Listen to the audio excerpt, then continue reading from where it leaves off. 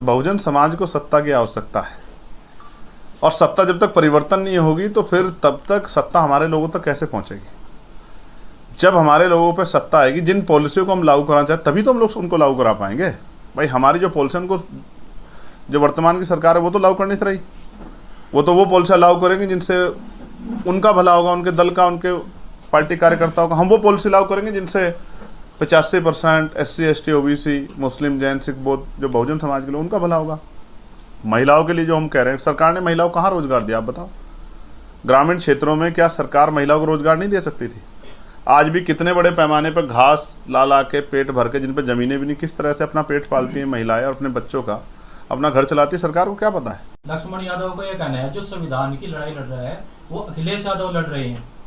आप बहुत छोटी छोटी चीज़ों पर ध्यान देते हो, मैं बहुत बड़ी बड़ी चीज़ों पर ध्यान देता हूँ। मैं बहुजन समाज के लोगों से लड़ना नहीं चाहता, वो हमारे परिवार के लोग हैं। मैं फिर आपसे कह रहा हूँ, आप भी मत लड़ो। आप भी जो चीज़ छोड़ी जा सकती है उसको छोड़ के, और जिन मुद्दों पे मिलके लड़ सकते हैं उन पे मिलके लड़ने के बारे में सोचो। बाबा साहब ने तो 1949 में जब लखनऊ में भाषण दिया तो ये कहा कि दलितों और पिछड़ों को मिलकर राजनीति करनी चाहिए। और लोकतंत्र 51% सहमति का नाम है। अगर 51% मुद्दों पे सहमति हो रही, चाहे आप साथ रोटी भी बैठ के एक थाली में ना खाओ, चाहे रोटी बेटी का रिश्ता भी मत करो, एक दूसरे घर भी आओ जाओ मत, लेकिन अपनी समस्याओं के हलों के लिए कमजोर वर्ग एकजुट होकर लड़ाई लड़े, तो उन्होंने कहा था कि बड़े बड़े नेता आपके जूतों के फीते मारने में भी अपने आप को गौरवान्वित महसूस करेंगे। ये कहते हैं कि 55 में हनुमान जी ने सूर्य को मुंह में दे लिया, तो ये जुगतु अर्थ नहीं है, ये सत्य नहीं है, ये भौतिक अर्थ नहीं है उसका, ये अविद्यात्मक अर्थ नहीं है, ये लक्षणात्मक अर्थ है। सूर्य को कैसे मुंह में दे सकते हैं? कैसे पहुंचे होंगे सूर्य तक? सूर्य पृथ्वी से 15 करोड़ किलोमीटर दूर है। 15 करोड़ किलोमीटर। सूर्य पृथ्वी से 109 गुना बड़ा है आकार में, जो उसके जो वो है क्षेत्रफल, और आयतन में अगर उसका आयतन निकाला जाए तो पृथ्वी के आयतन से 13 लाख गुना बड़ा है। 13 लाख पृथ्वियाँ, तो 13 लाख पृथ्वियाँ समुद्र के, उसके सूर्य के अंदर समा सकती हैं। इतना बड़ा आयतन उसका है। सूर्य का वजन पृथ्वी से 3,33,000 गुना ज़्यादा है। उस सूर्य को मुंह में दे लिया था। ये सोचने की बात है। और तापमान, और सूर्य का तापमान पता है कितना है? सूर्य का तापमान है 1.5 करोड़ डिग्री सेल्सियस। यानी जो 100 डिग्री सेल्सियस तक इंसान तापमान नहीं सह सकता, वो 1.5 करोड़ डिग्री सेल्सियस वाले सूर्य को कैसे मुंह में दे गया होगा? सूर्य से तो 1-2 लाख किलोमीटर दूर ही आदमी भाप बन के उड़ जाएगा। तो ये इस तरह की बातें कर, बोले हनुमान चालीसा गाया करो। हनुमान चालीसा गाओगे तो बंदर परेशान ही नहीं करेंगे। ये इनकी हालत है। गुजरात के पाठ्यक्रम में बीजेपी सरकार ने, गुजरात के सिलेबस में, स्कूल कॉलेजों में ये बात शामिल की, ये पढ़ाया जा रहा बच्चों को कि गांधारी के जो 100 बेटे थे, जो कौरव थे, दुर्योधन और उनके 99 भाई, वो स्टीम सेल तकनीक से पैदा हुए थे। स्टीम सेल टेक्निक तब आ गई थी इंडिया में।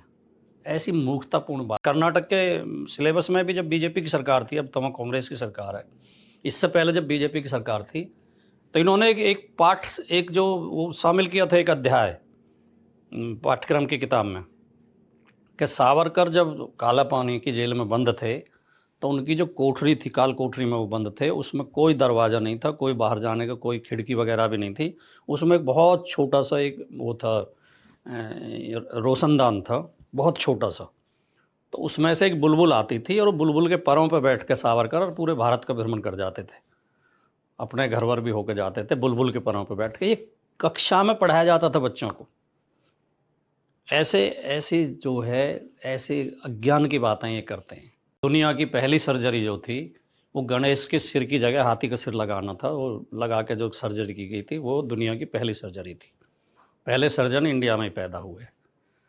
तो ऐसी जो अज्ञान की बातें और ऐसी बेसिर पैर की बातें जो भारतीय जनता पार्टी के नेता और आरएसएस के नेता फैलाते हैं और कुछ पत्रकार उनकी मदद करते हैं, ये भारत के संविधान का उल्लंघन है और भारत के संविधान का अपमान है, और ये भारत को गड्ढे में ले जाने का षड्यंत्र है। ये नौजवान पीढ़ी को अज्ञानी और अंधविश्वासी बनाने का षड्यंत्र है। और ये लोग चाहते हैं कि लोग ज्ञानवान ना बने, क्योंकि ज्ञानवान व्यक्ति सवाल करता है, तर्क करता है और अपने अधिकार मांगता है। संविधान में जो अधिकार मिले हैं लोगों को, वो किसी की खैरात नहीं, किसी भगवान ने नहीं दिए, किसी और ठेकेदार ने नहीं दिए, किसी सरकार ने नहीं दिए। वो उन अधिकारों के बिना वो प्रकृति प्रदत्त हैं। प्रकृति में ऐसा ही आदमी को पैदा किया है, उन बातों के बिना आदमी मर जाएगा, मिट जाएगा, उनके बिना जिंदा नहीं रह सकता। जैसे बोलने का अधिकार, अगर घर में बीवी भी कहे हलवा खाओ, पूरी खाओ, पर जबान को लगाम लगाओ, सारा दिन बोलना नहीं है, किसी को भी वो स्वीकार नहीं होगा। कोई भी कहेगा भाई सूखी रोटी खा लेंगे, भूखे रह लेंगे, बोले बिना नहीं रह सकते। तो ये जो अधिकार हैं, ये तो प्रकृति में का स्वभाव ऐसा है इंसान का, तो उस तरह से ये अधिकार मिले। प्रस्तावना शब्द ऐसा है जो आम भाषा में इस्तेमाल नहीं होता। प्रस्तावना का असली मकसद है लक्ष्य।